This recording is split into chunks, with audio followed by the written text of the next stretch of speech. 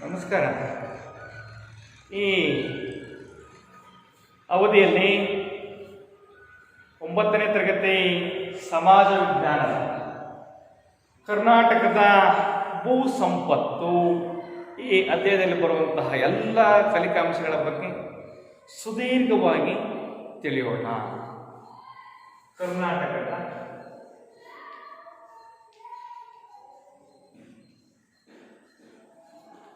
ಭೂ ಸಂಪತ್ತು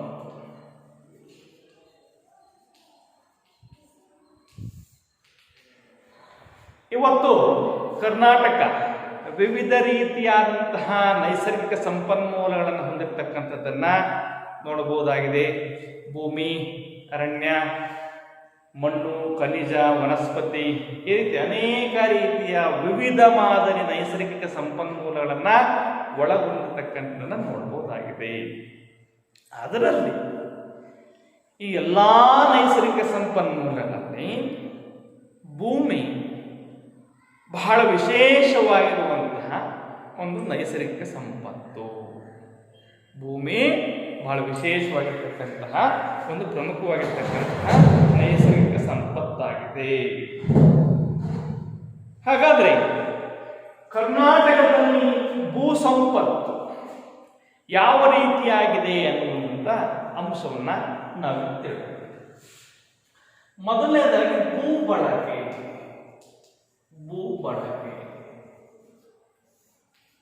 ಡೆಫಿನೇಷನ್ ಕೇಳ. ಭೂ ಬಳಕೆ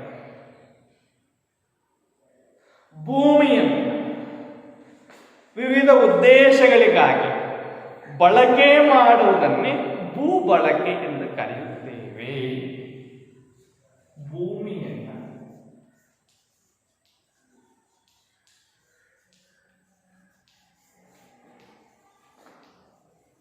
ವಿವಿಧ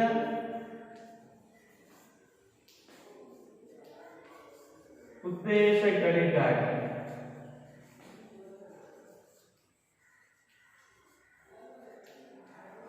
ಬಳಕೆ ಮಾಡುತ್ತದೆ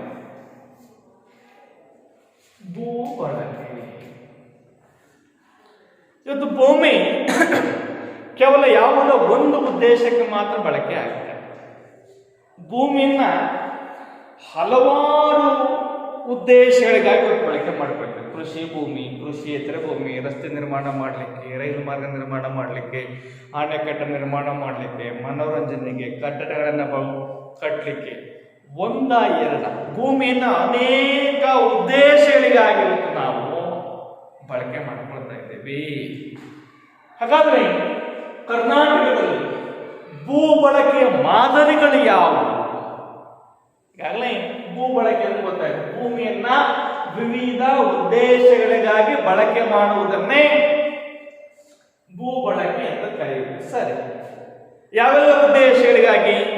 ಕೃಷಿ, ಕೃಷಿಯೇತರ, ರೈಲು ಮಾರ್ಗವನ್ನು ನಿರ್ಮಾಣ ಮಾಡಲಿಕ್ಕೆ, ರಸ್ತೆ ಮಾರ್ಗವನ್ನು ನಿರ್ಮಾಣ ಮಾಡಲಿಕ್ಕೆ, ಮೈದಾನವನ್ನು ನಿರ್ಮಾಣ ಮಾಡಲಿಕ್ಕೆ, ಮನೋರಂಜನಾ ತಾಣಗಳ ನಿರ್ಮಾಣ ಮಾಡಲಿಕ್ಕೆ, ಪ್ರವಾಸಿ ತಾಣಗಳ ನಿರ್ಮಾಣ ಮಾಡಲಿಕ್ಕೆ, ಕಟ್ಟಡಗಳನ್ನು ನಿರ್ಮಾಣ ಮಾಡಲಿಕ್ಕೆ, ಸಂಕೀರ್ಣಗಳನ್ನು ನಿರ್ಮಾಣ ಮಾಡಲಿಕ್ಕೆ, ಒಂದ ಎರಡ ಅನೇಕ ಉದ್ದೇಶಗಳಿಗಾಗಿ ಇವತ್ತು ಭೂಮಿಯನ್ನ ಬಳಕೆ ಮಾಡಿಕೊಳ್ತಾ ಇದ್ದೀವಿ.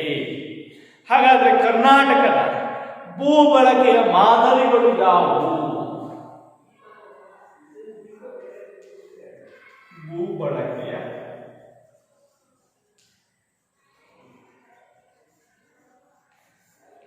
ಮಾದರಿಗಳು.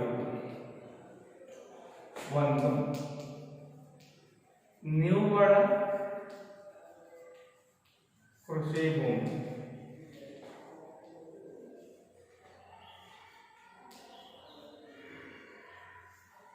ಅರಣ್ಯ ಭೂಮಿ.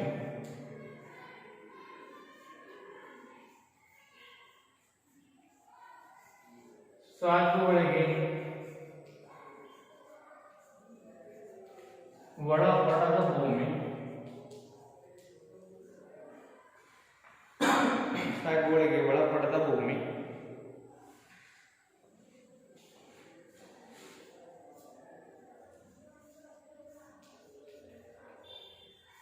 ಸಾಗುವಳಿ ಮಾಡದ ಇತರ ಭೂಮಿ.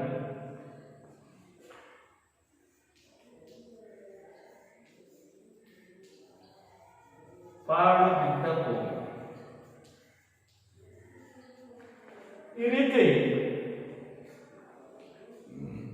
ಭೂಮಿಯನ್ನು ಬಳಕೆಗೆ ಅನುಗುಣವಾಗಿ ಕರ್ನಾಟಕದಲ್ಲಿ 5 ಮಾದರಿಗಳನ್ನಾಗಿ ವಿಂಗಡಣೆ ಮಾಡಲಾಗಿದೆ. ಭೂಮಿಯನ್ನ ಬಳಕೆಗೆ ಅನುಗುಣವಾಗಿ 5 ಮಾದರಿಗಳನ್ನಾಗಿ ವಿಭಾಗ ಮಾಡಲಾಗಿದೆ. ಮೊದಲನೆಗೆ ನಿವ್ವಳ ಕೃಷಿ ಭೂಮಿ.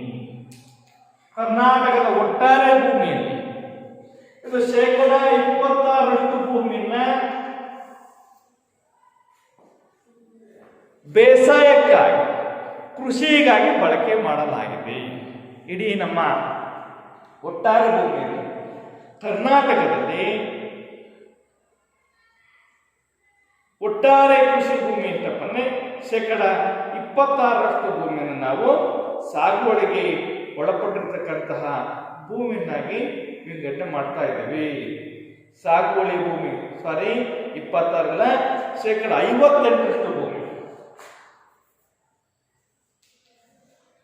58% ಭೂಮಿಯನ್ನ ನಾವು ಸಾಗುವಳಿ ಭೂಮಿಯನ್ನಾಗಿ ವಿಂಗಡಣೆ ಮಾಡಿದರೆ ಇವತ್ತು ಕಲಬುರಗಿ ಜಿಲ್ಲೆ ಇಡೀ ನಮ್ಮ ರಾಜ್ಯದಲ್ಲಿ ಅತಿ ಹೆಚ್ಚು ಸಾಗುವಳಿಗೆ ಒಳಪಟ್ಟಂತಹ ಜಿಲ್ಲೆಯಾಗಿದೆ.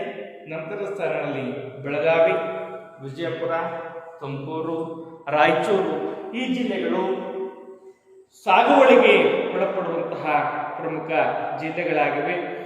ತೀವ್ರ ನಗರೀಕರಣದಿಂದ ಬೆಂಗಳೂರು ಜಿಲ್ಲೆ ಕನಿಷ್ಠ ಸಾಗುವಳಿ ಭೂಮಿಯನ್ನು ಹೊಂದಿರತಕ್ಕಂಥದ್ದನ್ನು ಬಿಟ್ಟರೆ ಇನ್ನು ಉಳಿದಂತಹ ಮೈಸೂರು ಇರ್ಬೋದು, ತುಮಕೂರು, ಕಲಬುರಗ, ರಾಯಚೂರು, ತುಮಕೂರು ಎಲ್ಲ ಜಿಲ್ಲೆಗಳು ಯಥೇಚ್ಛವಾದಂತಹ ಕೃಷಿಗೆ ಬೇಸಾಯಕ್ಕೆ ಒಳಪಡುವಂತಹ ಬಹಳ ಪ್ರಮುಖವಾಗಿರ್ತಕ್ಕಂತಹ ಒಟ್ಟಾರೆ ಕೃಷಿಯಲ್ಲಿ ಒಟ್ಟಾರೆ ಭೂಮಿಯಲ್ಲಿ 58% ಭೂಮಿ ಇವತ್ತಿಗೂ ಕೂಡ ಯಾವುದಕ್ಕೆ ಬಳಕೆ ಆಗ್ತಾ ಇದೆ ಅಂತ ಹೇಳಿದ್ರೆ ಕೃಷಿ ಉದ್ದೇಶಕ್ಕಾಗಿ ಬಳಕೆ ಆಗ್ತಾ ಇದೆ.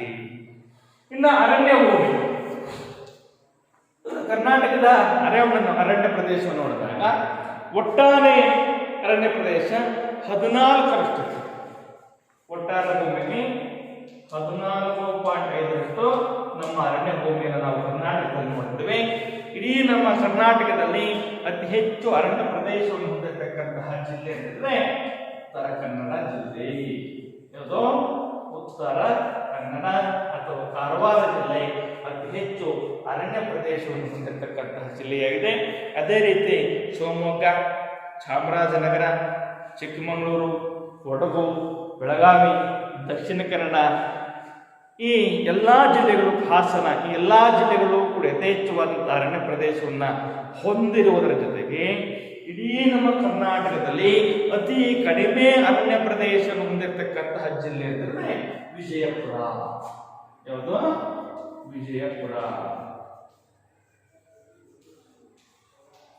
ನಮ್ಮ ಕರ್ನಾಟಕ ಜಿಲ್ಲೆ, ಕರ್ನಾಟಕ ರಾಜ್ಯ ಅತ್ಯಂತ ಹೆಚ್ಚು ಅರಣ್ಯ ಪ್ರದೇಶವನ್ನು ಹೊಂದಿರತಕ್ಕಂಥ ಜಿಲ್ಲೆ ಉತ್ತರ ಕನ್ನಡ ಬಂದ್ರೆ ಅತಿ ಕಡಿಮೆ ಅರಣ್ಯ ಪ್ರದೇಶವನ್ನು ಹೊಂದಿರತಕ್ಕಂಥ ಜಿಲ್ಲೆ ವಿಜಯಪುರ. ಒಟ್ಟಾರೆ ಭೂಮಿಯಲ್ಲಿ 14.5% ಹೊಂದಿದೆ ಕೃಷಿ ಅರಣ್ಯ ಭೂಮಿಯನ್ನು ನಾವು ನಮ್ಮ ಕರ್ನಾಟಕದಲ್ಲಿ ನೋಡ್ತೀವಿ. ಇದು ಕೂಡ ಭೂ ಬಳಕೆ ಒಂದು ಭಾಗ. ಇನ್ನು ಮೂರನೇದಾಗಿ ಸಾಗುವಳಿಗೆ ಒಳಪಡದ ಭೂಮಿ. ಸಾಗುವಳಿಗೆ ಒಳಪಡದ ಭೂಮಿ ಅಂತ ಹೇಳಿದ್ರೆ ಇಲ್ಲಿ ರೈಲು, ರಸ್ತೆ, ವಸತಿ ನಿರ್ಮಾಣ ಮಾಡಿರ್ತಕ್ಕಂಥದ್ದು, ಆಮೇಲೆ ಅಣೆಕಟ್ಟುಗಳ ನಿರ್ಮಾಣ ಮಾಡಿರ್ತಕ್ಕಂಥ, ಮೈದಾನಗಳನ್ನು, ಸಂಕೀರ್ಣಗಳನ್ನು ನಿರ್ಮಾಣ ಮಾಡಿರ್ತಕ್ಕಂಥದ್ದು, ಈ ಉದ್ದೇಶಕ್ಕಾಗಿಯೇ ಬಳಕೆಯಾಗಿರ್ತಕ್ಕಂಥ ಭೂಮಿ 7.2% ಭೂಮಿ ಈ ಉದ್ದೇಶಕ್ಕಾಗಿ ಬಳಕೆ ಆಗಿರ್ತಕ್ಕಂಥ. ಯಾವ ಉದ್ದೇಶ? ರಸ್ತೆ ನಿರ್ಮಾಣ, ರೈಲು ಮಾರ್ಗಗಳ ನಿರ್ಮಾಣ, ಕೈಗಾರಿಕೆಗಳ ನಿರ್ಮಾಣ, ವಸತಿ ಸೌಕರ್ಯಗಳ ನಿರ್ಮಾಣ, ಸಂಕೀರ್ಣಗಳ ನಿರ್ಮಾಣ, ಕಟ್ಟಡ ನಿರ್ಮಾಣ. ಇದಂದ್ರೆ ಈ ಭೂಮಿ ಯಾವುದೇ ರೀತಿಯ ಸಾಗುವಳಿಗೆ ಒಳ ಪಡೆದಿರ್ತಕ್ಕಂಥ. ಯಾಕೆ ನಾವು ಉಳಿಬೇಕಲ್ಲ, ಮನುಷ್ಯರಿಗೂ ಕೂಡ ಮನೆ ಬೇಕಲ್ಲ, ವಸತಿ ಸೌಲಭ್ಯ ಬೇಕಲ್ಲ, ಕೃಷಿಗೆ ನೀರು ಬೇಕಲ್ಲ, ಮನೋರಂಜನೆಗೆ ತಾಣಗಳು ಬೇಕು. ಈ ಎಲ್ಲ ಉದ್ದೇಶಗಳಿಗಾಗಿ ಕಟ್ಟಡಗಳನ್ನ, ಸಂಕೀರ್ಣಗಳನ್ನ, ರಸ್ತೆ, ರೈಲ್ವೆ ಮಾರ್ಗಗಳನ್ನ, ರೈಲ್ವೆ ನಿಲ್ದಾಣಗಳನ್ನ, ವಿಮಾನ ನಿಲ್ದಾಣಗಳನ್ನ ನಿರ್ಮಾಣ ಮಾಡಲಿಕ್ಕೆ ಮೀಸಲಿರತಕ್ಕಂಥ ಭೂಮಿ 7.2% ಭೂಮಿ ಇದು ಸಾಗುವಳಿಗೆ ಒಳಪಡದೇ ಇರತಕ್ಕಂಥ ಭೂಮಿ. ಈ ರೀತಿಯಾಗಿ ಆ ಎಲ್ಲ ರೀತಿಯಾಗಿರ್ತಕ್ಕಂತಹ ಇವತ್ತು ಯೋಜನೆಗಳು ಕೂಡ ಈ ಸಾಗುವಳಿಗೆ ಲಭ್ಯವಿಲ್ಲದಿರತಕ್ಕಂಥ ಯೋಜನೆ ಆಗಿದೆ. ಈ ಸಾಗುವಳಿಗೆ ಲಭ್ಯವಿಲ್ಲದ ಭೂಮಿ ಮೊದಲನೇ ಸ್ಥಾನದಲ್ಲಿ ನಾವು ಬೆಂಗಳೂರು ನಗರ ಜಿಲ್ಲೆಯನ್ನು ನೋಡ್ತೇವೆ. ಅತಿ ಕಡಿಮೆ ಬೀದರ್ ಜಿಲ್ಲೆ. ಉಳಿದೆಲ್ಲ ಜಿಲ್ಲೆಗಳಲ್ಲಿ ಈ ಸಾಗುವಳಿಗೆ ಒಳಪಡತಕ್ಕಂಥ ಭೂಮಿ ಸಾಧಾರಣ ಪ್ರಮಾಣದಲ್ಲಿರ್ತಕ್ಕಂಥ. ಸಾಗುವಳಿಗೆ ಒಳಪಡದ ಭೂಮಿ ಅತಿ ಹೆಚ್ಚು ಪ್ರಮಾಣದಲ್ಲಿ ಯಾವ ಜಿಲ್ಲೆಯಲ್ಲಿದೆ? ಪ್ರಥಮ ಸ್ಥಾನ ಬೆಂಗಳೂರು ನಗರ. ಯಾಕೆಂದ್ರೆ ಇವತ್ತು ಅತಿಯಾದಂತಹ ನಗರೀಕರಣದಿಂದಾಗಿ ಎಲ್ಲಿ ಬೇಕಲ್ಲ ಬೆಂಗಳೂರಲ್ಲಿ ಎಲ್ಲೆಂದರಲ್ಲಿ ರೈಲ್ವೆ, ರಸ್ತೆ ಮಾರ್ಗಗಳೇ, ವಿಮಾನ ನಿಲ್ದಾಣಗಳೇ. ಹಾಗಾಗಿ ಬೆಂಗಳೂರು ನಗರ ಅತಿ ಹೆಚ್ಚು ಸಾಗುವಳಿಗೆ ಒಳಪಡದೇ ಇರತಕ್ಕಂತಹ ಜಿಲ್ಲೆಯಾಗಿದೆ. ಇನ್ನು ಅತಿ ಕಡಿಮೆ ಪ್ರಮಾಣದ ಸಾಗುವಳಿಗೆ ಒಳಪಡದ ಭೂಮಿ ಯಾವ ಜಿಲ್ಲೆ ಅಂತ ನಾವು ಗುರುತಿಸಬಹುದು ಅಂತಂದ್ರೆ ಬೀದರ್. ಈ ಜಿಲ್ಲೆ ಬಹಳ ಕಟ್ಟಕಡೆಯ ಪ್ರಮುಖವಾಗಿರ್ತಕ್ಕಂತಹ ಒಂದು ಜಿಲ್ಲೆಯಾಗಿದೆ. ಯಾವುದಕ್ಕೆ? ಯಾವುದೇ ರೀತಿಯ ಅಭಿವೃದ್ಧಿ ಕಾರ್ಯಗಳಲ್ಲಾಗಿಲ್ಲ ಅಂತ. ಯಾವುದೇ ರಸ್ತೆ, ರೈಲ್ವೆ ಮಾರ್ಗಗಳಾಗಲಿ ಮತ್ತು ಕೈಗಾರಿಕೆಗಳಲ್ಲಿ ಬೆಳವಣಿಗೆ ಹೊಂದಿರತಕ್ಕಂಥದ್ದಾಗಲಿ ಯಾವುದೇ ಕ್ಷೇತ್ರದಲ್ಲೂ ಕೂಡ ಮುಂದುವರಿಯದೇ ಇರುವಂತಹ ಜಿಲ್ಲೆಯಾಗಿದ್ದರಿಂದ ಸಾಗುವಳಿಗೆ ಒಳಪಡದ ಭೂಮಿಯಲ್ಲಿ ಅದು ಕೊನೆಯ ಸ್ಥಾನದಲ್ಲಿದೆ. ಇದು ಕೂಡ ಒಂದು ಭೂಬಳಕೆ ಪ್ರಮುಖವಾಗಿರ್ತಕ್ಕಂಥ ಮಾದರಿಯಾಗಿದೆ. ಇನ್ನು ಸಾಗುವಳಿ ಮಾಡದ ಇತರೆ ಭೂಮಿ ಅಂತ ಕರೀತೀವಿ. ನಾವು ಸಾಗುವಳಿ ಎಲ್ಲೆಲ್ಲಿ ಮಾಡ್ಲಿಕ್ಕೆ ಬರಲ್ಲ ಅಂತಂದ್ರೆ, ಗೋಮಾಳ ಪ್ರದೇಶದಲ್ಲಿ ಸಾಗುವಳಿಯನ್ನು ಮಾಡಲಿಕ್ಕೆ ಬರಲ್ಲ, ವೃಕ್ಷ ಮತ್ತು ತೋಪುಗಳಲ್ಲಿ ಸಾಗುವಳಿ ಮಾಡಲಿಕ್ಕೆ ಬರಲ್ಲ. ಈ ಪ್ರದೇಶಗಳನ್ನು ನಾವು ಸಾಗುವಳಿ ಮಾಡದ ಇತರ ಭೂಮಿ ಅಂತ ಕರಿತೀವಿ. ಈ ಸಾಗುವಳಿಗೆ ಲಭ್ಯವಿರತಕ್ಕಂತಹ ಅಥವಾ ಸಾಗುವಳಿ ಮಾಡದ ಇತರೆ ಭೂಪ್ರದೇಶವನ್ನ ಒಟ್ಟಾರೆಯಾಗಿ 7.2 ನೋಡ್ತೀವಿ. ಅಂದ್ರೆ ಈ ಸಾಗುವಳಿ ಮಾಡದ ಇತರೆ ಭೂಮಿ ಶಿವಮೊಗ್ಗ, ತುಮಕೂರು, ಚಿಕ್ಕಮಗಳೂರು, ದುರ್ಗಾ ಜಿಲ್ಲೆಗಳಲ್ಲಿ ಹೆಚ್ಚು ನೋಡುತ್ತೇವೆ. ಗದಗ, ಬಾಗಲಕೋಟೆ, ಧಾರವಾಡ ಜಿಲ್ಲೆಗಳಲ್ಲಿ ಬಹಳ ಕನಿಷ್ಠ ಇಂತಹ ಭೂಮಿಯನ್ನ ಸುಧಾರಿಸಿ ಕೃಷಿಗಾಗಿ ಬಳಕೆ ಮಾಡಬಹುದು. ಇತ್ತೀಚಿನ ದಿನಮಾನಗಳಲ್ಲಿ ಏನಾಗಿದೆ, ಗೋಮಾಳ ಪ್ರದೇಶಗಳನ್ನ, ನೆಡುತೋಪುಗಳನ್ನ ಜನಸಂಖ್ಯೆಯಿಂದಾಗಿ, ಜನಸಂದಣಿಯಾಗಿ, ಜನಸಾಂದ್ರತೆಯಿಂದಾಗಿ, ಇವತ್ತು ವಸತಿ ಸೌಲಭ್ಯಗಳ ಕೊರತೆಯಿಂದಾಗಿ ಏನು ಮಾಡ್ತಾ ಇದ್ದಾರೆ ಅಂದ್ರೆ ಅಂತಹ ನೆಡುತೋಪುಗಳನ್ನ ಮತ್ತೆ ಗೋಮಾಳಗಳನ್ನ, ವೃಕ್ಷ ತೋಪುಗಳನ್ನ ಇವತ್ತು ವಸತಿಗಳನ್ನಾಗಿ ಬದಲಾವಣೆ ಮಾಡಿ ಯಾರಿಗೆ ನಿವೇಶನ ಇಲ್ಲ ಅವರಿಗೆ ಹಂಚುವಂತಹ ಕಾರ್ಯವನ್ನು ಮಾಡ್ತಾ ಇದ್ದೇವೆ. ಇಂತಹ ಒಂದು ಗೋಮಾಳಗಳನ್ನು ನಾವು ಶಿವಮೊಗ್ಗ, ಚಿತ್ರದುರ್ಗ ಜಿಲ್ಲೆಗಳಲ್ಲಿ ಹೆಚ್ಚಾಗಿ ನೋಡ್ತಾ ಇರ್ತಕ್ಕಂಥದ್ದು. ಈ ನಿಟ್ಟಿನಲ್ಲಿ ಈ ಸಾಗುವಳಿ ಮಾಡಿರ್ತಕ್ಕಂಥ ಇತರ ಭೂಮಿ ಈ ಒಟ್ಟಾರೆ ಭೂಮಿ 7.2 ನೋಡ್ತಾ ಇರ್ತಕ್ಕಂಥದ್ದು. ಇನ್ನೊಂದು ಭೂಬಳಕೆಯ ಮಾದರಿ ಅಂತಂದರೆ ಪಾಳು ಬಿದ್ದ ಭೂಮಿ. ಪಾಳು ಬಿದ್ದ ಭೂಮಿ ಅಂತಂದರೆ 2 ಅಥವಾ 3 ವರ್ಷಗಳಿಂದ ಹೆಚ್ಚು ಅವಧಿಗೆ ನಿರಂತರವಾಗಿ ಸಾಗುವಳಿ ಮಾಡದೇ ಇರುವಂತಹ, ಹಾಗೆ ಪಾಳು ಬಿದ್ದಂತಹ, ಬೀಳು ಬಿದ್ದಂತಹ ಭೂಮಿಯನ್ನು ನಾವು ಪಾಳು ಬಿದ್ದ ಭೂಮಿ ಅಂತ ಕರಿತೀವಿ. 2 ಅಥವಾ 3 ವರ್ಷಗಳಿಗಿಂತಲೂ ಹೆಚ್ಚಿನ ಅವಧಿಯಲ್ಲಿ ಬೇಸಾಯ ಮಾಡದೆ ಬೀಳು ಬಿದ್ದಂತಹ ಭೂಮಿಯನ್ನು ನಾವು ಪಾಳು ಭೂಮಿ ಅಂತ ಕರಿತೀವಿ. ಈ ಪಾಳು ಭೂಮಿಯನ್ನು ಕೂಡ 10% ನಮ್ಮ ಕರ್ನಾಟಕದಲ್ಲಿರ್ತಕ್ಕಂಥದ್ದನ್ನು ನೋಡ್ತಾ ಇದ್ದೀವಿ. ಅದರಲ್ಲಿ ಅತಿ ಹೆಚ್ಚು ಪಾಳು ಬಿದ್ದ ಭೂಮಿ ಇರ್ತಕ್ಕಂತಹ ಜಿಲ್ಲೆ ಅಂತಂದರೆ ಗುಲ್ಬರ್ಗ ಜಿಲ್ಲೆಯಲ್ಲಿ ಅತಿ ಹೆಚ್ಚು ಪಾಳು ಬಿದ್ದಂತಹ ಅಥವಾ ಬೀಳು ಬಿದ್ದಂತಹ ಭೂಮಿಯನ್ನು ನೋಡ್ತೀವಿ. ಅದರ ಬಿಟ್ಟರೆ ರಾಯಚೂರು, ಬೆಳಗಾವಿ, ವಿಜಯಪುರ, ಕೊಪ್ಪಳ, ತುಮಕೂರು ಜಿಲ್ಲೆಗಳ ನಂತರ ಸ್ಥಾನದಲ್ಲಿರ್ತಕ್ಕಂಥದ್ದು.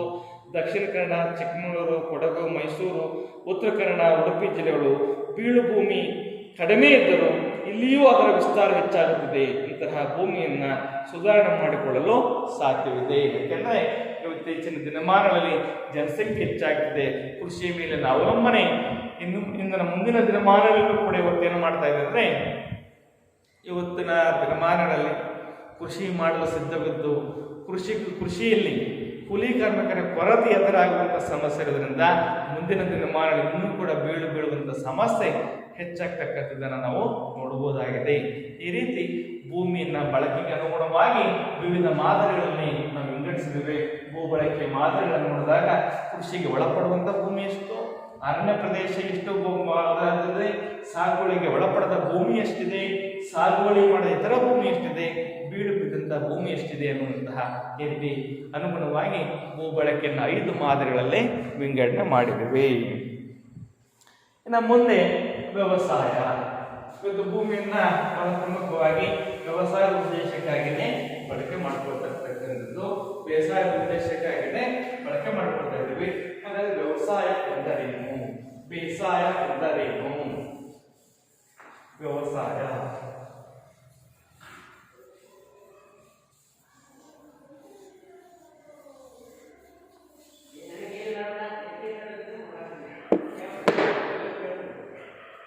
ವ್ಯವಸಾಯ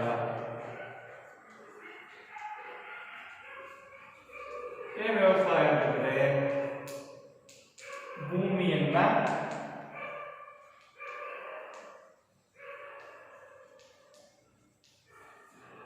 ಉಳುಮೆ ಮಾಡಿ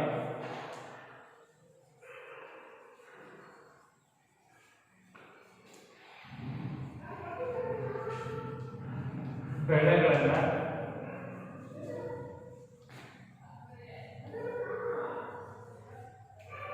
ಬೆಳೆಯುವುದೇ ವ್ಯವಸಾಯ. ಇದನ್ನು ನಾವು ವ್ಯವಸಾಯ ಅಂತ ಕರಿತೀವಿ. ಭೂಮಿಯನ್ನ ಉಳುಮೆ ಮಾಡಿ ಬೆಳೆ ಬೆಳೆಯೋದನ್ನ ವ್ಯವಸಾಯ ಅಂತ ಕರಿತೀವಿ.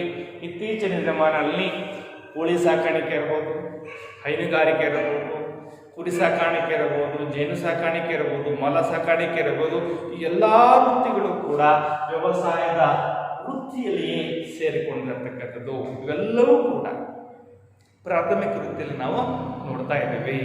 ಹಾಗಾದರೆ ವ್ಯವಸಾಯದ ಪ್ರಾಮುಖ್ಯತೆ ಏನು, ವ್ಯವಸಾಯದ ಮಹತ್ವ ಏನು?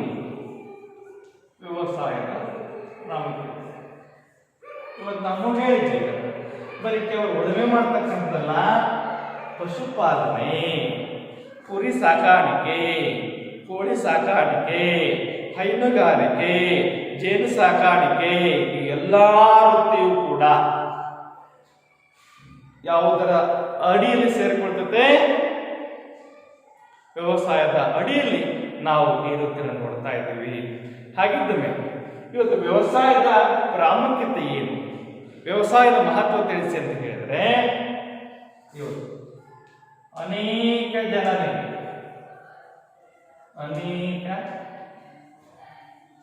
ಜನರಿಗೆ ಉದ್ಯೋಗವನ್ನ ಒದಗಿಸಿದೆ.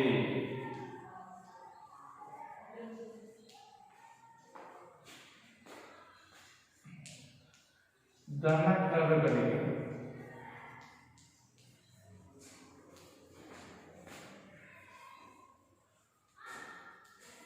ಮೇವನ್ನ ಪೂರೈಸಿದೆ.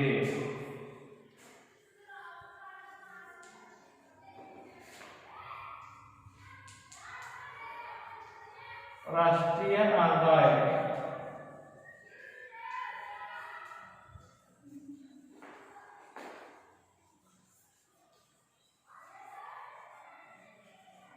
ಕೊಡುಗೆ ನೀಡಿದೆ.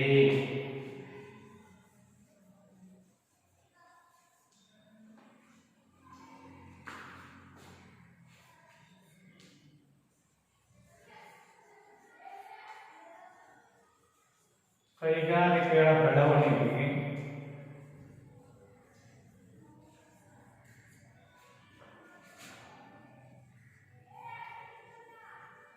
ಸಹಾಯಕವಾಗಿದೆ.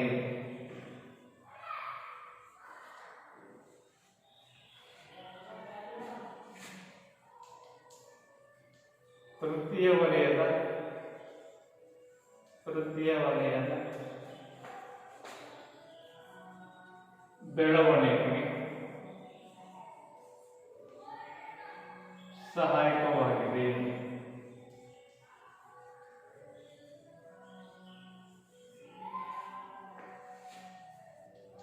ಸಂಪತ್ತಿನ ಸಮಾನ ಹಂಚಿಕೆಗೆ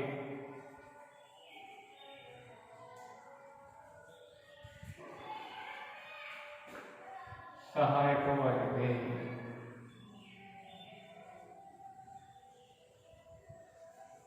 ಇನ್ನು ಅನೇಕ ರೀತಿ ಕೃಷಿ ತನ್ನದೇ ಆಗಿರ್ತಕ್ಕಂಥ ಪ್ರಾಮುಖ್ಯತೆಯನ್ನು ಹೊಂದಿರತಕ್ಕಂಥದ್ದನ್ನು ನೋಡಬಹುದಾಗಿದೆ. ಮೊದಲನೇದಾಗಿ ಇವತ್ತು 130 ಕೋಟಿ ಜನಸಂಖ್ಯೆಯನ್ನು ನಾವು ಭಾರತ ನೋಡ್ತೇವೆ. ಅದರಲ್ಲಿ 60% ಜನ, ಇನ್ನೂ 60% ಶೇಕಡ 60% ಅಂದರೆ ಸುಮಾರು 70 ಕೋಟಿ ಜನ ಇನ್ನೂ ಕೂಡ ಯಾವ ಉದ್ಯೋಗವನ್ನೇ ಅವಲಂಬಿಸಿದ್ದಾರೆ ಅಂದರೆ ಕೃಷಿಯನ್ನೇ ಅವಲಂಬಿಸಿದ್ದಾರೆ. ಇವತ್ತು ಕೃಷಿ ಒಟ್ಟಾರೆ ಭಾರತದ 60% ಜನರಿಗೆ ಉದ್ಯೋಗ ಏನು ಕಲ್ಪಿಸಿಕೊಟ್ಟಿದೆ? ಉದ್ಯೋಗವನ್ನು ಕಲ್ಪಿಸಿಕೊಟ್ಟಿದೆ. ಅದಷ್ಟೇ ಅಲ್ಲ, ಉದ್ಯೋಗದ ಜೊತೆಗೆ ಇವತ್ತು ಜನರಿಗೆ ಉದ್ಯೋಗ ಕಲ್ಪಿಸಿಕೊಡ್ತಕ್ಕಂಥದ್ದು. ಇವತ್ತು ಅನೇಕ ಜಾನುವಾರುಗಳಿದೆ. ಎಷ್ಟೋ ಕುಟುಂಬಗಳು ಇವತ್ತು ಪಶುಪಾಲನೆಯನ್ನ, ಕುರಿ ಸಾಕಾಣಿಕೆಯನ್ನ, ಕೋಳಿ ಸಾಕಾಣಿಕೆಯನ್ನ ಮಾಡ್ತಿದ್ರು. ಅಂತಹ ಎಲ್ಲಾ ಜಾನುವಾರುಗಳಿಗೂ ಕೂಡ ಮೇವನ್ನು ಪೂರೈಸುವಂತಹ ಕೆಲಸವನ್ನು ಇವತ್ತು ಕೃಷಿ ಮಾಡ್ತಾ ಇದೆ. ಈ ಕಾರಣದಿಂದಾಗಿ ಕೃಷಿ ಪ್ರಾಮುಖ್ಯತೆಯನ್ನು ಹೊಂದಿದೆ, ಮಹತ್ವವನ್ನು ಪಡೆದಿದೆ. ಇವತ್ತು ಕೃಷಿನೇ ಇಲ್ಲ ಅಂದ್ರೆ, ಅಥವಾ ಕೃಷಿ ಇತ್ತು ಕೃಷಿ ಮಾಡುವವರೇ ಇಲ್ಲ ಅಂದ್ರೆ ಇವತ್ತು ಇವರಿಗೆ ಕೆಲಸನೂ ಇಲ್ಲ, ಇವತ್ತು ಜಾನುವಾರುಗಳಿಗೆ ಮೇವೂ ಕೂಡ ಇಲ್ಲ. ಇದಷ್ಟೇ ಅಲ್ಲ, ಈ ಕಾರಣದಿಂದ ಅಷ್ಟೇ ಅಲ್ಲ, ಇವತ್ತು ರಾಷ್ಟ್ರೀಯ ಆದಾಯ ಇವತ್ತು ದೇಶಕ್ಕೆ ಕೃಷಿಯಿಂದ, ಕೈಗಾರಿಕೆಯಿಂದ, ಸೇವಾ ವಲಯದಿಂದ ರಾಷ್ಟ್ರೀಯ ಆದಾಯಕ್ಕೆ ಕೊಡುಗೆ ಬರ್ತಾ ಇದೆ. ಅದೇ ರೀತಿ ಕೃಷಿ ತನ್ನದೇ ಆಗಿರುವಂತಹ ರಾಷ್ಟ್ರೀಯ ಆದಾಯಕ್ಕೆ ಇವತ್ತು ಕೊಡುಗೆಯನ್ನು ನೀಡುತ್ತಾ ಇದೆ. ಇದರ ಜೊತೆಗೆ ಇವತ್ತು ಕೈಗಾರಿಕೆಗಳು ಅಂತ ಬಂದಾಗ ಕೃಷಿ ಆಧಾರಿತ ಕೈಗಾರಿಕೆ, ಖನಿಜಾಧಾರಿತ ಕೈಗಾರಿಕೆ ಅಂತ ಮಾಡ್ತಾರೆ. ಇವತ್ತು ಎಲ್ಲಾ ರೀತಿಯ ಕೈಗಾರಿಕೆಗಳ ಬೆಳವಣಿಗೆ, ಇವತ್ತು ನಾವು ಯಾಂತ್ರೀಕೃತ ಬೇಸಾಯವನ್ನು ಮಾಡಬೇಕು ಅನ್ನೋದ್ರೆ ಇವತ್ತೇನು ಬೇಕು? ಇವತ್ತು ಹೊಸ ಮಾದರಿಯಾದಂತಹ ಕಲ್ಟಿವೇಟರ್ ಬೇಕು, ಯಂತ್ರಗಳು ಬೇಕು. ಅಂತಹ ಯಂತ್ರಗಳನ್ನ ಯಾರು ಉಪಯೋಗ ಮಾಡ್ತಾರೆ? ಕೈಗಾರಿಕೆ. ಅಂತಹ ಯಂತ್ರಗಳನ್ನ ಕೊಂಡುಕೊಳ್ಳೋರೇ ಮುಂದೆ ಬರದೇ ಇದ್ದಾರೆ, ಕೊಂಡುಕೊಳ್ಳೋದ್ರೆ ಮುಂದೆ ಬರ್ತಾರೆ. ಅಂತಹ ಕಂಪನಿಗಳಂತಹ ಕೈಗಾರಿಕೆಗಳು ಏನಾಗ್ತಾ ಇದ್ವು? ನಾಶವಾಗ್ತಾ ಇದ್ವು. ಇದಷ್ಟೇ ಅಲ್ಲ, ಸಕ್ಕರೆ ಕೈಗಾರಿಕೆ ಇರಬಹುದು, ಹತ್ತಿ ಕೈಗಾರಿಕೆ ಇರಬಹುದು, ಸೆಣಬಿನ ಕೈಗಾರಿಕೆ ಇರಬಹುದು. ಈ ರೀತಿ ಕೃಷಿ ಆಧಾರಿತ, ಖನಿಜ ಆಧಾರಿತ ಎರಡೂ ಮಾದರಿಯ ಉತ್ಪಾದಕ ಕೈಗಾರಿಕೆಗಳ ಬೆಳವಣಿಗೆಗೆ ಇವತ್ತು ಕೈಗಾರಿಕೆಗಳು ಕೃಷಿ ಸಾಕಷ್ಟು ಅನುಕೂಲವಾಗಿದೆ. ಕೃಷಿಯಿಂದ ಇವತ್ತು ಖನಿಜಾಧಾರಿತ ಕೈಗಾರಿಕೆಗಳು ಬೆಳವಣಿಗೆ ಆಗ್ತಾ ಇದ್ದಾವೆ, ಕೃಷಿ ಆಧಾರಿತ ಕೈಗಾರಿಕೆಗಳು ಕೂಡ ಬೆಳವಣಿಗೆ ಆಗ್ತಾ ಇದ್ದಾವೆ. ಈ ಕಾರಣದಿಂದ ಕೂಡ ಕೃಷಿ ತನ್ನದೇ ಆಗಿರ್ತಕ್ಕಂತಹ ಮಹತ್ವವನ್ನು ಪಡೆದಿದೆ, ತನ್ನದೇ ಆಗಿರ್ತಕ್ಕಂಥ ಪ್ರಾಮುಖ್ಯತೆಯನ್ನ ಹೊಂದಿದೆ. ಇದಷ್ಟೇ ಅಲ್ಲ, ಇದು ತೃತೀಯ ವಲಯ ಅಂತ ನಾವೇನು ಕರಿತೀವಿ?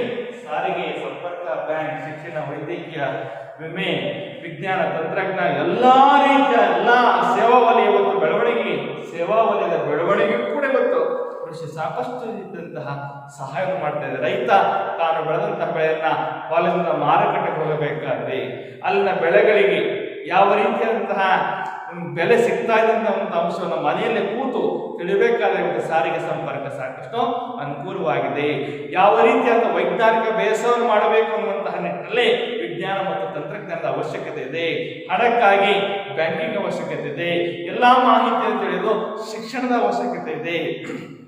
ಈ ನಿಟ್ಟಿನಲ್ಲಿ ತೃತೀಯ ವಲಯದ ಬೆಳವಣಿಗೆ ಆಗ್ತಾ ಇದೆ ಅಂದ್ರೆ ಅದಕ್ಕೂ ಕೂಡ ಕೃಷಿ ತನ್ನದೇ ಆಗಿರ್ತಕ್ಕಂಥ ನಿಟ್ಟಿನಲ್ಲಿ ಕೊಡುಗೆ ನೀಡುತ್ತಾ ಇದೆ.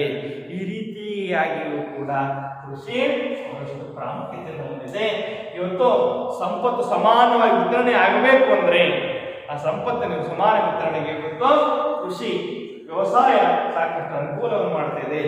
ಎಲ್ಲಾ ಕಾರಣಗಳಿಂದಾಗಿ ಭಾರತದಲ್ಲಿ ಇವತ್ತಿಗೂ ಕೃಷಿ ಏನಾಗಿದೆ? ಮಹತ್ವವನ್ನು ಪಡೆದಿದೆ, ಪ್ರಾಮುಖ್ಯತೆಯನ್ನ ಹೊಂದಿದೆ. ಈ ರೀತಿಯಾಗಿ ಕೃಷಿ ಬಹಳಷ್ಟು ಪ್ರಾಮುಖ್ಯತೆಯನ್ನು ಹೊಂದಿರತಕ್ಕಂಥದ್ದನ್ನ ನಾವು ನೋಡ್ತಾ ಇದ್ದೀವಿ. ಹಾಗಾದ್ರೆ ವ್ಯವಸಾಯದ ವಿಧಗಳು ಯಾವುವು? ವ್ಯವಸಾಯ ನೋಡಿದ್ವಿ, ವ್ಯವಸಾಯದ ಪ್ರಾಮುಖ್ಯತೆ ನೋಡಿದ್ವಿ, ವ್ಯವಸಾಯದ ವಿಧಗಳು.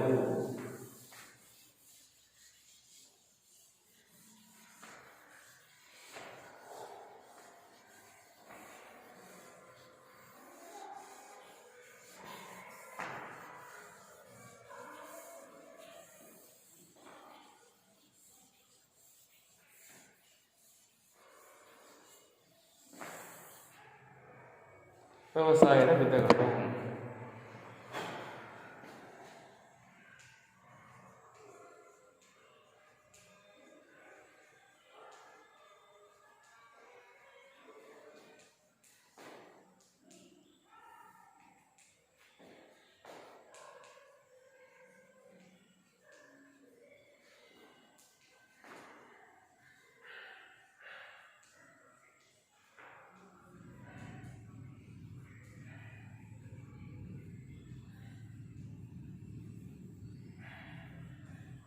ಜೀವನಾಧಾರ ಬೇಸಾಯ, ವಾಣಿಜ್ಯ ಬೇಸಾಯ,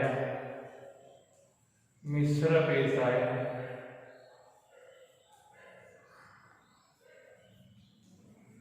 ತೋಟಗಾರಿಕಾ ಬೇಸಾಯ,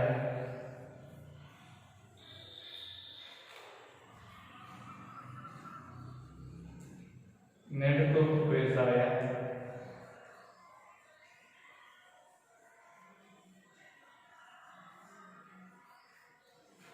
ವರ್ಗಾವಣೆ ಬೇಸಾಯ.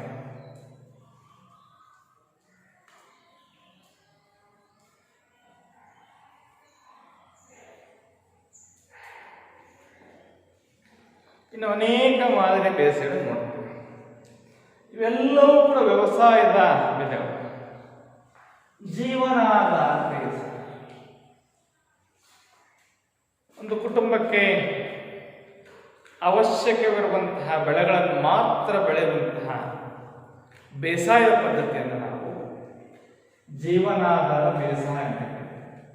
ಒಂದು ಕುಟುಂಬಕ್ಕೆ ಅವಶ್ಯಕ ಇರುವಂತಹ ವಸ್ತುಗಳನ್ನು ಬೆಳೆಯುವಂತಹ ಬೇಸಾಯದ ಮಾದರಿಯನ್ನು ನಾವು ಜೀವನಾಧಾರ ಬೇಸಾಯ ಅಂತ ಕರೀತೀವಿ.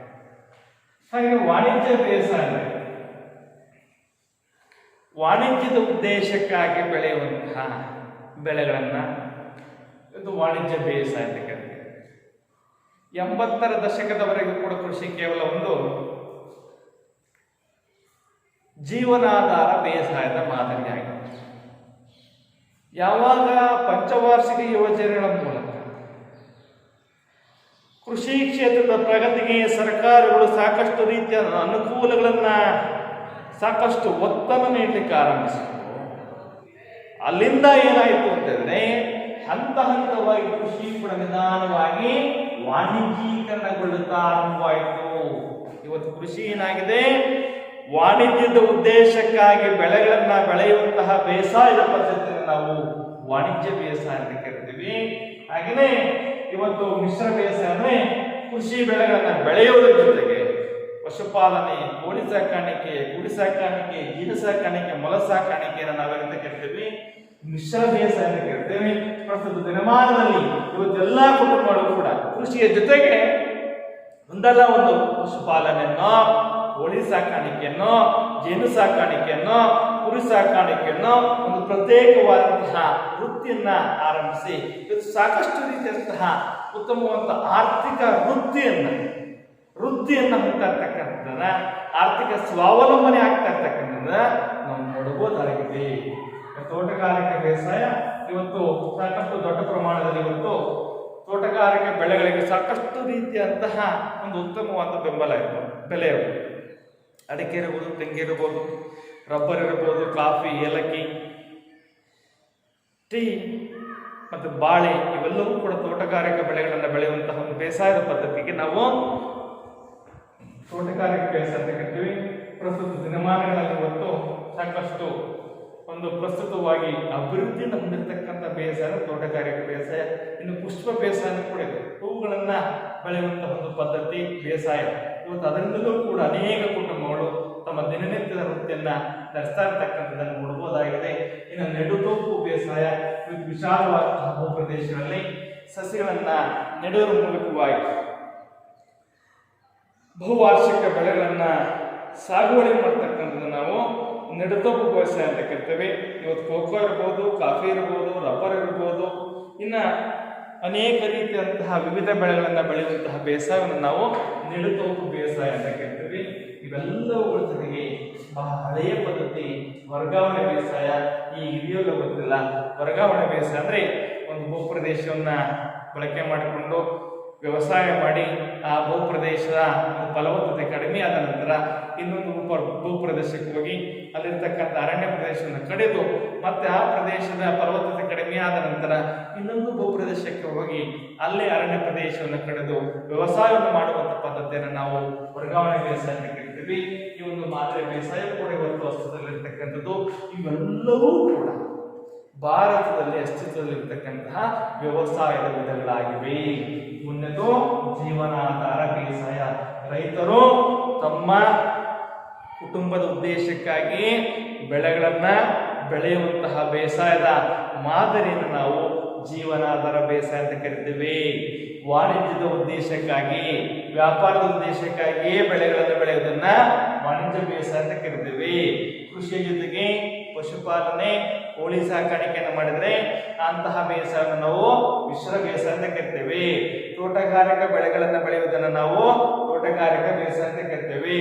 ವಿಶಾಲವಾದಂತಹ ಭೂಮಿಯಲ್ಲಿ ಬಹುವಾರ್ಷಿಕ ಬೆಳೆಗಳನ್ನು ಬೆಳೆಯುವಂತಹ ಬೇಸಾಯವನ್ನು ನಾವು ನೆಡುತು ಬೇಸಾಯ ಅಂತ ಕರಿತೀವಿ.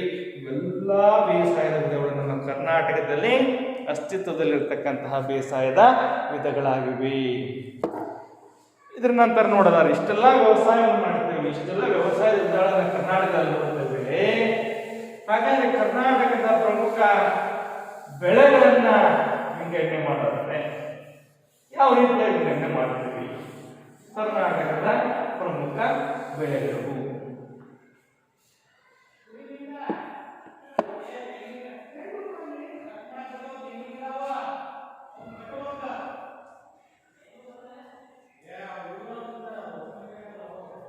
ಕರ್ನಾಟಕದ ಪ್ರಮುಖ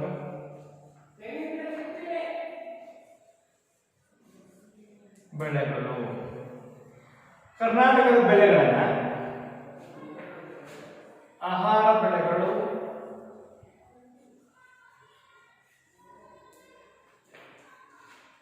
ಮತ್ತು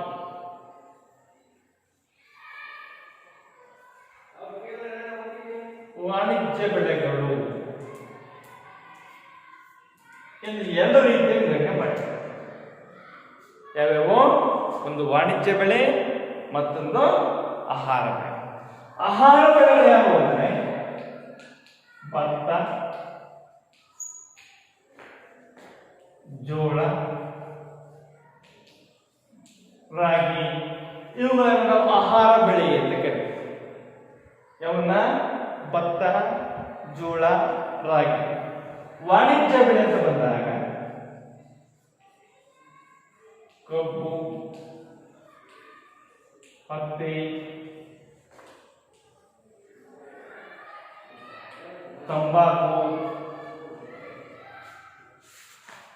ಕಬ್ಬು, ಹತ್ತಿ, ತಂಬಾಕು, ಕಾಫಿ,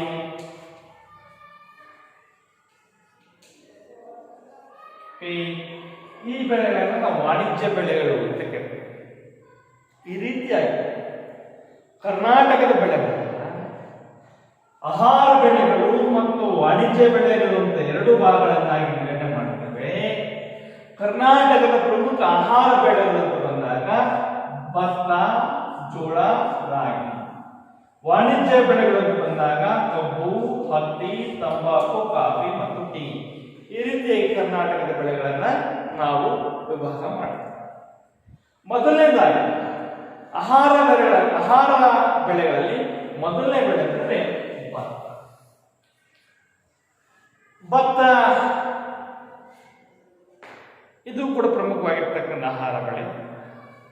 ಭತ್ತದ ಬೆಳೆಗೆ ಬೇಕಾಗುವಂತಹ ಪ್ರಮುಖವಾಗಿರ್ತಕ್ಕಂಥ ಭೌಗೋಳಿಕ ಲಕ್ಷಣಗಳು ಯಾವುವು? ಇದನ್ನು ನೋಡಿದಾಗ 25 ಡಿಗ್ರಿ ಸೆಲ್ಸಿಯಸ್ ಉಷ್ಣಾಂಶ ಇರಬೇಕು. 25 ಡಿಗ್ರಿ ಸೆಲ್ಸಿಯಸ್ ಉಷ್ಣಾಂಶ. ಭೂಮಿ ಸಮತಟ್ಟಾಗಿರಬೇಕು.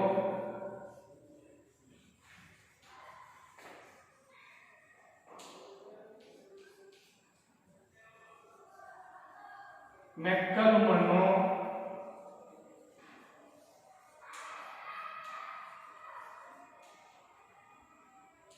ಅವಶ್ಯಕವಾಗಿದೆ.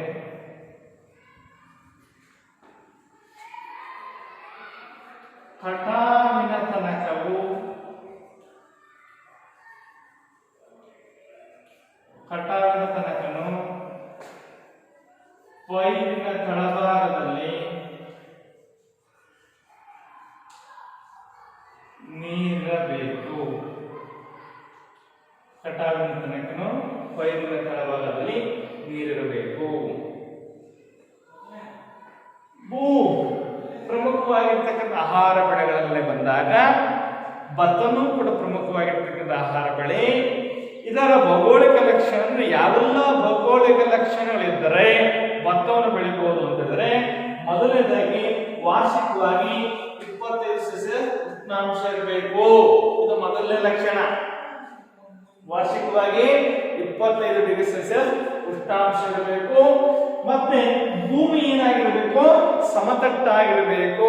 ಭೂಮಿ ಸಮತಟ್ಟಾಗಿದ್ರೆ ಪೈರಿನ ಕಟಾವಿನ ತನಕ ಕೊನೆಯ ಭಾಗದ ತನಕ ಕೂಡ ಏನಿರುತ್ತದೆ? ಭೂಮಿಯಲ್ಲಿ ನೀರು ಸಮನಾಗಿ ನಿಲ್ಲುತ್ತದೆ. ಹಾಗಾಗಿ ಭೂಮಿ ಸಮತಟ್ಟಾಗಿರಬೇಕು, ಮೆಕ್ಕಲು ಮಣ್ಣಿರಬೇಕು, ಜೊತೆಗೆ 25 ಡಿಗ್ರಿ ಸೆಲ್ಸಿಯಸ್ ವಾರ್ಷಿಕ ಉಷ್ಣಾಂಶ ಇರಬೇಕು. ಇವೆಲ್ಲವುಗಳ ಜೊತೆಗೆ ಈ ಭತ್ತವನ್ನ ಹೈನು ಬೆಳೆ ಅಂತ ಕೇಳ್ತಾರೆ. ಇದು ಖಾರಿಫ್ ಬೆಳೆನೂ ಹೌದು, ರಾಬಿ ಬೆಳೆಯನ್ನಾಗಿ ಕೂಡ ಬೆಳೀತಾರೆ. ಅಂದ್ರೆ ಖಾರಿಫ್ ಬೆಳೆ ಅಂತಂದ್ರೆ ಮುಂಗಾರು ಮಳೆಯ ಆರಂಭದೊಡನೆ ಬೆಳೆಯುವಂತಹ ಬೆಳೆಯನ್ನು ನಾವು ಖಾರಿಫ್ ಬೆಳೆ ಅಂತ ಕರಿತೇವೆ. ಚಳಿಗಾಲದ ಆರಂಭದೊಡನೆ ಬೆಳೆಯುವಂತಹ ಬೆಳೆಯನ್ನು ನಾವು ಏನು ಖಾರಿಫ್ ಬೆಳೆ ಅಂತ ಕರಿತೇವೆ, ರಾಬಿ ಬೆಳೆ ಅಂತ ಕರಿತೇವೆ. ಜೊತೆಗೆ ಇದನ್ನ ಯಾಕೆ ಹೈನು ಬೆಳೆ ಅಂತ ಕರಿತೇವೆ ಅಂದ್ರೆ, ಇದು ಜಾನುವಾರುಗಳಿಗೆ ಮೇವನ್ನ ಪೂರೈಕೆ ಮಾಡೋದ್ರಿಂದ ಈ ಭತ್ತದ ಬೆಳೆಯನ್ನು ನಾವು ಹೈನು ಬೆಳೆ ಅಂತ ಕರಿತೇವೆ. ಹಾಗಾದ್ರೆ ಕರ್ನಾಟಕದಲ್ಲಿ ಯಾವ ಯಾವ ಜಿಲ್ಲೆಗಳಲ್ಲಿ ಭತ್ತವನ್ನು ಬಹಳ ಪ್ರಮುಖವಾಗಿ ಬೆಳೀತಾರೆ ಅಂತಂದ್ರೆ, ಕರ್ನಾಟಕದಲ್ಲಿ ಈಗಲೂ ಕೂಡ ಭತ್ತವನ್ನು ಬೆಳೆಯುವುದು ಬಹಳ ಪ್ರಮುಖವಾಗಿರ್ತಕ್ಕಂತಹ ಜಿಲ್ಲೆ ಅಂತ ಹೇಳಿದ್ರೆ, ಇಡೀ ನಮ್ಮ ಕರ್ನಾಟಕದಲ್ಲಿ ಅತಿ ಹೆಚ್ಚು ಭತ್ತದ ಉತ್ಪಾದನೆ ಪ್ರಥಮ ಸ್ಥಾನವನ್ನು ಹೊಂದಿರತಕ್ಕಂಥ ಜಿಲ್ಲೆ ಅಂತ ಹೇಳಿದ್ರೆ ರಾಯಚೂರು ಪ್ರಥಮ ಸ್ಥಾನವನ್ನು ಹೊಂದಿರತಕ್ಕಂಥ ಜಿಲ್ಲೆ. ಆದರೆ ನಂತರದ ಜಿಲ್ಲೆಗಳ ನಂತರ ಸ್ಥಾನದಲ್ಲಿ ದಾವಣಗೆರೆ, ಮೈಸೂರು, ಶಿವಮೊಗ್ಗ, ಮಂಡ್ಯ, ಕೊಪ್ಪಳ, ಉತ್ತರ ಕನ್ನಡ, ಉಡುಪಿ, ದಕ್ಷಿಣ ಕನ್ನಡ, ಕಲಬುರಗಿ ಜಿಲ್ಲೆಯ ಪ್ರಮುಖ ಸ್ಥಳಗಳನ್ನ ನಾವು ಭತ್ತ ಬೆಳೆಯುವಂತಹ ಸ್ಥಳಗಳಲ್ಲಿ ಗುರುತು ಮಾಡಬಹುದಾಗಿದೆ. ಇವತ್ತು ತುಂಗಭದ್ರಾ ಕಾಲುವೆ ಜಾಲವನ್ನು ಹೊಂದಿರತಕ್ಕಂತಹ, ಅದೇ ರೀತಿಯಾಗಿ ಈ ಕೃಷ್ಣಾ ಮೇಲ್ದಂಡೆ ಕಾಲುವೆ ಜಾಲವನ್ನು ಹೊಂದಿರತಕ್ಕಂತಹ, ಕಾವೇರಿ ನದಿಯ ಕಾಲುವೆ ಜಾಲವನ್ನು ಹೊಂದಿರತಕ್ಕಂತಹ, ವಿವಿಧ ಮಾದರಿಯ ಕೆರೆ ನೀರಾವರಿಯ ಕಾಲುವೆ ಜಾಲವನ್ನು ಹೊಂದಿರತಕ್ಕಂತಹ ಜಿಲ್ಲೆಗಳಲ್ಲಿ ಈ ಭತ್ತವನ್ನ ಬಹಳ ಪ್ರಮುಖವಾಗಿ ಖಾರಿಫ್ ಬೆಳೆಯನ್ನಾಗಿ ಮತ್ತು ಜೊತೆಗೆ ರಾಬಿ ಬೆಳೆಯನ್ನಾಗಿ ಕೂಡ ಬೆಳೆಯುವಂತಹ ವ್ಯವಸ್ಥೆಯನ್ನ ಪದ್ಧತಿಯನ್ನು ನಾವು ಇವತ್ತು ನೋಡ್ತಾ ಇದ್ದೇವೆ. ಇದನ್ನು ಯಾವ ಕಾರಣಕ್ಕಾಗಿ ಹೈನು ಬೆಳೆ ಅಂತ ಕರಿತಾರೆ ಅಂದ್ರೆ, ಜಾನುವಾರುಗಳಿಗಾಗಿ ಮೇವನ್ನ ಪೂರೈಕೆ ಮಾಡೋದ್ರಿಂದ ಈ ಬೆಳೆಯನ್ನ ಹೈನು ಬೆಳೆ ಎಂದು ಕೂಡ ಕರೆಯುತ್ತಾರೆ. ಎಂತ ಬೆಳೆ? ಹೈನು ಬೆಳೆ. ಹೈನು ಬೆಳೆ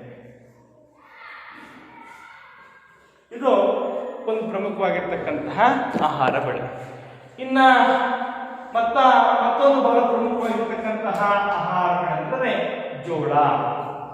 ಈ ಜೋಳ ಬೆಳೆ ಇಡೀ ನಮ್ಮ ಭತ್ತ ನಂತರ ಕರ್ನಾಟಕದ ಎರಡನೆಯ ಅತ್ಯಂತ ಪ್ರಮುಖವಾಗಿರ್ತಕ್ಕಂತಹ ಬೆಳೆಯಾಗಿರ್ತಕ್ಕಂಥದ್ದು.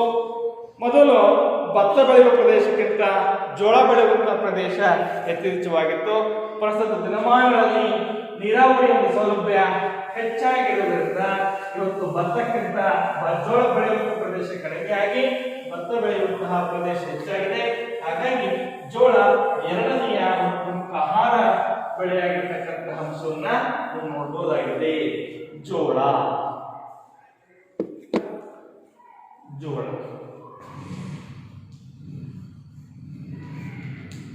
ಹಾಗಾದ್ರೆ ಜೋಳದ ಬೆಳೆಯನ್ನು ಬೆಳೀಲಿಕ್ಕೆ ಬೇಕಾದಂತಹ ಭೌಗೋಳಿಕ ಅಂಶಗಳನ್ನು ನೋಡಿದರೆ, ಜೋಳದ ಬೆಳೆಗೆ ಬಹಳ ಪ್ರಮುಖವಾಗಿ ಕಪ್ಪು ಮಣ್ಣು, ಕೆಂಪು ಮಣ್ಣು ಬಹಳ ಅವಶ್ಯಕವಾಗಿ ಬೇಕು. ಇದು ಪ್ರಮುಖವಾಗಿ ಎಂತ ಬೆಳೆ ಅಂತಂದ್ರೆ ಖಾರಿಫ್ ಬೆಳೆ ಆಗಿದೆ.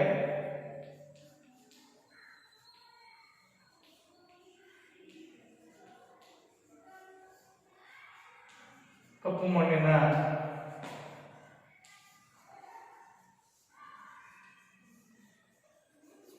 ಅವಶ್ಯಕತೆ ಇದೆ. ಇನ್ನು ಯಾವ ಯಾವ ಜಿಲ್ಲೆಗಳಲ್ಲಿ ಜೋಳವನ್ನು ಬೆಳೀತಾರೆ? ಬಿಜಾಪುರ,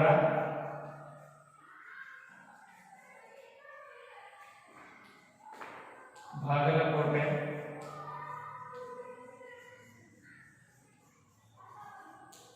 ಕೊಪ್ಪಳ, ಬಳ್ಳಾರಿ,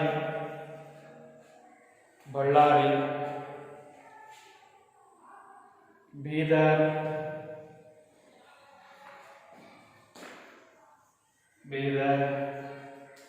ದಾವಣಗೆರೆ, ಈ ಎಲ್ಲ ಜಿಲ್ಲೆಗಳಲ್ಲಿ ಜೋಳವನ್ನು ಬಹಳ ಪ್ರಮುಖವಾಗಿ ಆಹಾರ ಬೆಳೆಯನ್ನಾಗಿ ಬೆಳೆಯುತ್ತಾರೆ. ಈ ಜೋಳದಿಂದ ಹೆಚ್ಚಾಗಿ ರೊಟ್ಟಿ ತಯಾರಿಸಲು ಬಹಳ ಪ್ರಮುಖವಾಗಿ ಬಳಸ್ತಾರೆ. ಜೋಳದ ದಂಟನ್ನು ಇವತ್ತಿಗೂ ಕೂಡ ದನಕರುಗಳಿಗೆ, ಜಾನುವಾರುಗಳಿಗೆ ಮೇವನ್ನಾಗಿ ಪೂರೈಕೆ ಮಾಡ್ತಾರೆ. ಈ ಜೋಳದ ವೈಜ್ಞಾನಿಕ ಹೆಸರೇನಪ್ಪ ಅಂದರೆ ಸೋರ್ಗಾಮ್ ವಲ್ಗರೆ ಅಂತ ನಾವು ಕರಿತೀವಿ. ಜೋಳದ ವೈಜ್ಞಾನಿಕ ಹೆಸರೇನು? ಸೋರ್ಗಾಮ್ ವಲ್ಗರೆ.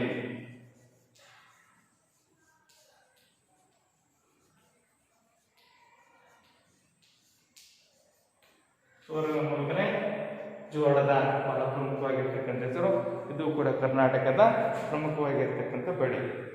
ಇನ್ನೊಂದು ಕರ್ನಾಟಕದ ಬಹಳ ಪ್ರಮುಖವಾಗಿರ್ತಕ್ಕಂಥ ಆಹಾರ ಬೆಳೆ ಅಂದರೆ ರಾಗಿ.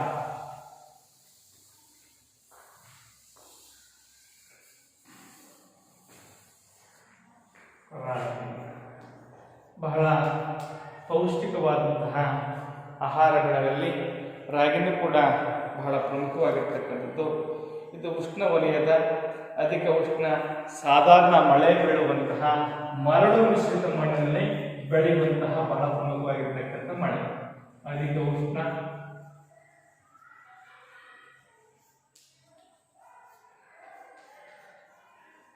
ಕಡಿಮೆ ಮಳೆ,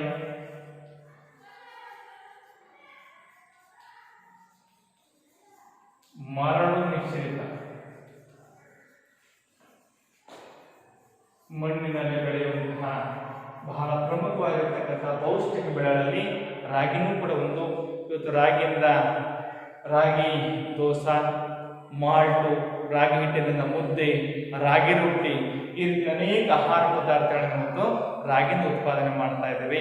ರಾಗಿ ಬೆಳೆಯುವಂಥ ಬಹಳ ಪ್ರಮುಖ ಜಿಲ್ಲೆಗಳು ಅಂತಂದರೆ ಹಾಸನ, ತುಮಕೂರು, ಅದೇ ರೀತಿಯಾಗಿ ಚಿಕ್ಕಬಳ್ಳಾಪುರ ಮತ್ತು ಚಿಕ್ಕಮಗಳೂರಿನ ಕೆಲವು ಜಿಲ್ಲೆಗಳಲ್ಲಿ ಶಿವಮೊಗ್ಗ, ದಾವಣಗೆರೆ, ಚಾಮರಾಜನಗರ, ಬೆಂಗಳೂರು ಗ್ರಾಮಾಂತರ, ರಾಮನಗರ ಅತಿ ಹೆಚ್ಚು ರಾಗಿಯನ್ನು ಬೆಳೆಯುವಂತಹ ಜಿಲ್ಲೆ ಅಂತಂದರೆ ತುಮಕೂರು.